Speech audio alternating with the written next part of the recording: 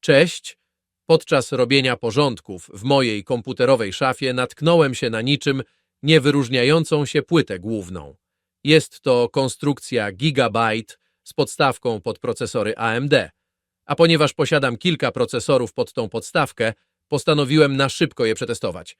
Będą to procesory AMD Athlon 64 3500+, AMD Sempron 140, AMD Athlon 2 X2 oraz AMD Phenom 2 X3. Do tego mam 4 GB pamięci DDR2, dysk SSD złota jodła z AliExpress. Za grafikę odpowiada mój stary RTX 2060. Aby nie było zbyt standardowo, system operacyjny zainstaluję z płyty DVD opisanej jako Windows 8 Test. Nie mam pojęcia, co to za Windows, ale za chwilę się przekonamy. Uruchamiam komputer, instalator startuje z płyty DVD. Tak, Windows, ale jaki Windows? Windows 8. Dostępna jest tylko angielska wersja językowa, ale wybieram polski format czasu i polską klawiaturę programisty. W kolejnym kroku trzeba podać klucz produktu. Niestety, ale klucz dla wersji sklepowej nie pasuje do mojego systemu. Co to w ogóle jest za wersja? Sprawdźmy w wierszu polecenia. Wciskam Shift i klawisz F10. Pojawia się okno konsoli, wpisuję tu polecenie ver. I już wiem, że to Windows 8 Build 8400. Na stronie BetaWiki można znaleźć klucz dla tej wersji systemu.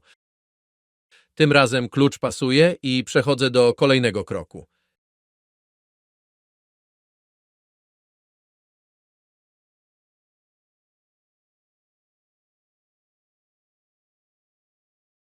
Instalacja się rozpoczyna. Jeśli kiedyś instalowałeś Windows 8 czy też 10, to już to widziałeś.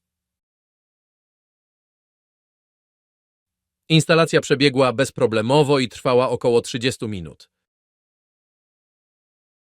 Po instalacji sterowników zabieram się za testowanie. Na początek test OpenGL w Cinebenchu R15.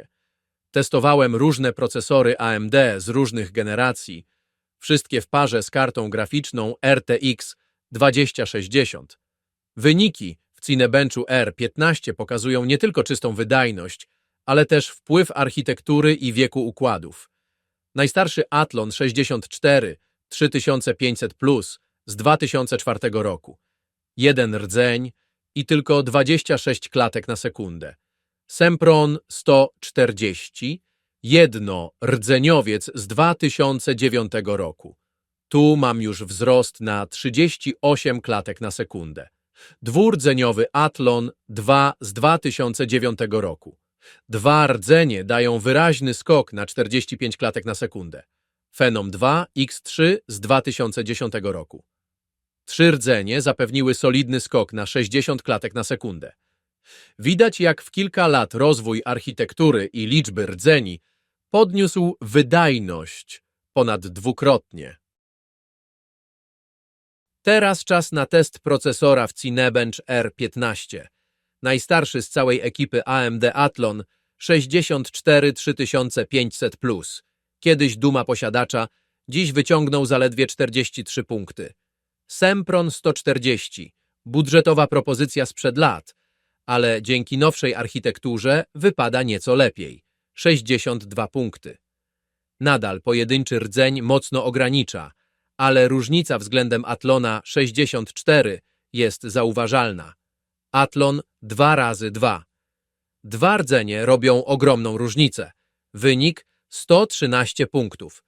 Widać, że w 2009 roku wielowątkowość zaczynała być standardem i od razu przekłada się to na wydajność. Najmocniejszy w zestawieniu AMD Phenom 2 X3 uzyskał 220 punktów. 3 rdzenie plus dopracowana architektura pokazują, jak duży skok dało nawet jedno dodatkowe jądro. W tej grupie to zdecydowanie lider. Patrząc na te wyniki, świetnie widać ewolucję. Od pojedynczego rdzenia, który dziś nie daje rady, po Phenoma 2, który mimo lat na karku wciąż zapewnia ponad 5-krotnie wyższą wydajność niż Athlon 64. Widać, że jednordzeniowiec z początku ery 64 bitów dziś nie ma już siły. OK, a teraz 3D Mark 2005. To test, w którym karta graficzna gra główną rolę, ale różnice w procesorach też są widoczne. Dziadek Athlon 64 uzyskuje 8300 punktów. Widać już tutaj, że RTX się nudzi, a CPU nie wyrabia. AMD Sempron 140, choć też jednordzeniowiec, to dzięki architekturze K10 wyciągnął 12300 punktów. To spory skok względem Athlona 64. Nowszy rdzeń robi robotę. Dwa rdzenie AMD Athlon 2X2 pozwoliły odetchnąć RTX-owi. Osiągnął 15400 punktów. Widać, że w grach czy benchmarkach z tamtych lat dodatkowe jądro to duża różnica. AMD Phenom 2X3 pokazuje pazur, wykręca 21 400 punktów. Trzy rdzenie sprawiają, że procesor najpełniej wykorzystuje kartę w tym zestawieniu.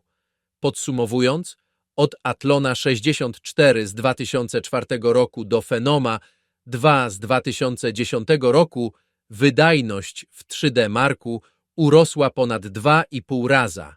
Sama karta jest ta sama, ale to właśnie liczba rdzeni i architektura CPU decydowały, ile udało się z niej wycisnąć. Na zakończenie postanowiłem zrobić szalony test i sprawdzić, jak kilka starszych procesorów AMD radzi sobie w Quake 2 z RTX 2060. Staruszek AMD Athlon 64 uzyskuje 390 klatek. To jednordzeniowiec z czasów, gdy taka wydajność wydawała się kosmosem, ale dziś widać, że już wtedy CPU mogło mocno ograniczać kartę. AMD Sempron 140, nowsza architektura K10 pozwoliła osiągnąć 570 klatek na sekundę. Wciąż jeden rdzeń, ale dużo lepsza efektywność na takt robi swoje. AMD Athlon 2X2. Tutaj pomogły dwa rdzenie. Wynik to 650 klatek. To już wyraźnie płynniejsza rozgrywka, a karta wreszcie zaczyna być lepiej wykorzystana. AMD Phenom 2X3 poradził sobie najlepiej. Wynik to troszkę ponad 1000 klatek na sekundę. Trzy rdzenie pozwalają RTX-owi pokazać pełnię możliwości w tak lekkiej grze. Podsumowując, między Athlonem 64 z 2004 roku a Phenom 2X3 z 2010 roku liczba klatek wzrosła prawie trzykrotnie. Te testy świetnie pokazują, że nawet w starszych tytułach różnice w architekturze i liczbie rdzeni robią ogromną robotę. Choć gra jest leciwa, wyniki pokazują, jak architektura i liczba rdzeni wpływają na płynność.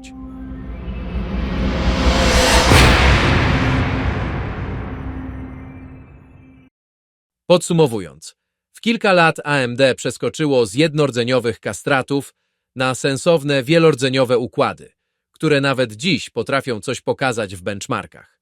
Testy pokazały jasno.